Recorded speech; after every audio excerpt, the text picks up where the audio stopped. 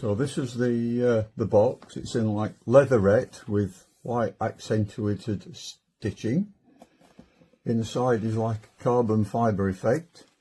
This is where you actually mount your watch. You get various, there's actually three. There's a base, a small one, and then a larger one. I don't actually need that one for my watch. So you put your watch in, sit it in there, and then at the back there is a plug-in and an on-off switch. You turn it on and it rotates 2 minutes in one direction, then 6 minutes of wait, and then 2 minutes in the other direction. And I shall save that bit for if I need it later for a different watch.